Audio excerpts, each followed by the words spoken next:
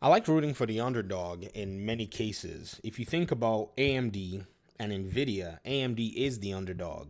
But one thing about businesses is they're soulless corporations. So at the end of the day, you can root all you want, but the true nature is that they make as much profits many times as possible. However, Nvidia has gotten to a place in its market position where it just is OP at this point. And right now, we're seeing a quality control issue that at the end of the day cannot be gone without being spoken of. First of all, it was the melty cables. I remember when the melty cables showed up, I was like, man, I don't know if I want to put my hands on this RTX, 40 series. But again, we kind of figured out what that issue was. But now there are different issues being identified. At this point, we've seen a third one. This is Tom's Hardware's Twitter page, where they report that a blown capacitor kills 2,799 Asus RTX 5090 GPU and damages the motherboard. I hope they have a warranty on that motherboard. I hope that whoever made this particular GPU is going to find a way to go ahead and deal with this. This is one of the crazy things that you'll find happen with new hardware.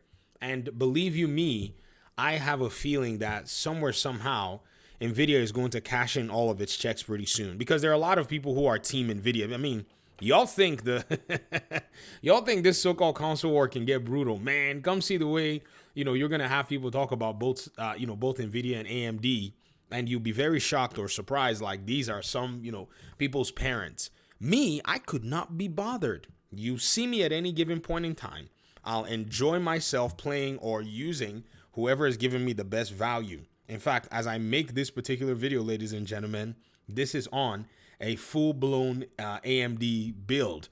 Most of my other videos, when you see me make them, they'll be on NVIDIA builds and such. So for now, I'm not messing with y'all, man. If you go ahead and pretty much want to basically take a look yourself, you'll see this GPU right here. This is my 6800 XT, and hiding underneath that cooler is basically my Ryzen, AMD Ryzen, whatever, 7500F, the one that is very affordable that you get from AliExpress. It's not a problem for me to, dial in with whoever is going to give me the very best value for what it is that I'm actually requesting of them, which is give me a freaking graphics card, give me a freaking CPU that's going to do the job. So no loyalty underneath my skin or in my bones. However, I think AMD has a very solid opportunity here. One thing that AMD hasn't necessarily put ahead of them is features other than gaming. You see, PC gamers, for the most part, are a very value proposition bunch. Efficiency comes with the game. One thing about engineering that people don't really realize is when you build your PC, you engage in an engineering enterprise. You're now taking into account your own machine that you're going to use for your gaming, if you want to use it for media, whatever it is that you want to use it for. So what you do in those cases is you want to take each dollar and buy and spend it to engage with the most effective and cost-effective parts.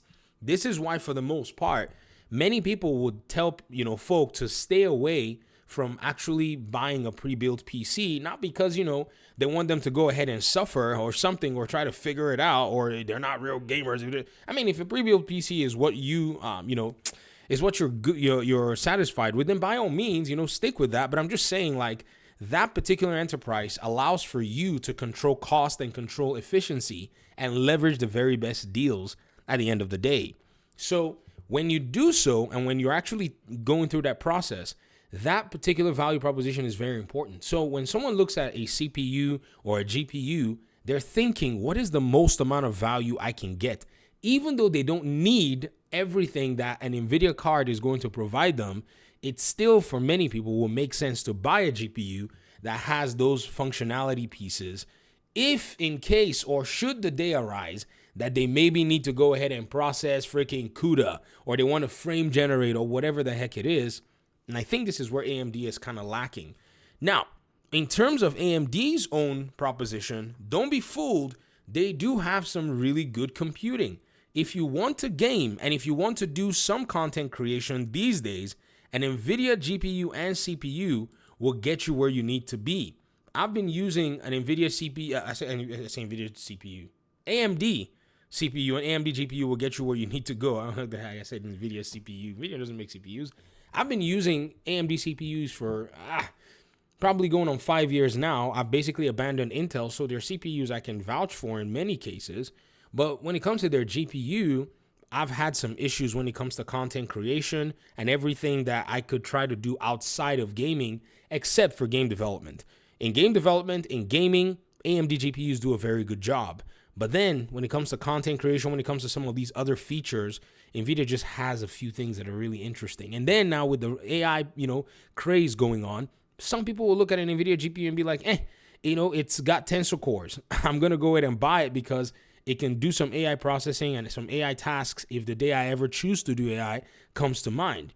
And this is not something that, many people want to go ahead and invest in, with AMD graphics cards, even though AMD graphics cards, for the most part, compared to NVIDIA, will give you a better cost to game effective ratio in some cases, and a good number of cases, not just in some cases.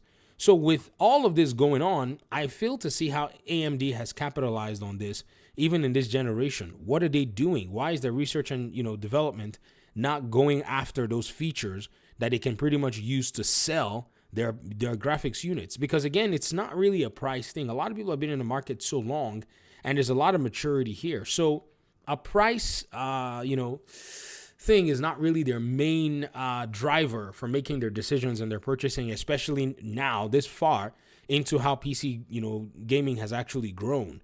So AMD has been trying its best, making sure that it can meet the low end market. It's done well there. But in terms of the mid-range market, there's still room for improvement because this is where the features are lacking, because that's where I think a gamer will look and say, okay, I'm about to spend $500.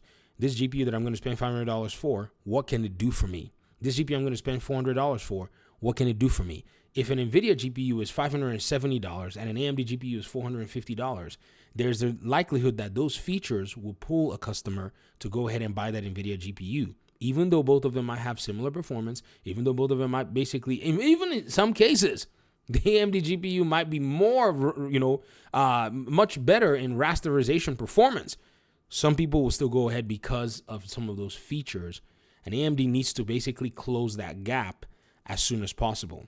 I think they're being patient. They've been able to do some real work with Intel and their CPUs, but again, if they cannot capitalize on NVIDIA and the issues that are going on right now, I feel like they're going to miss a very big opportunity. All right, that's my timer. Talk to me in the comment section. Appreciate you all so much. Peace out.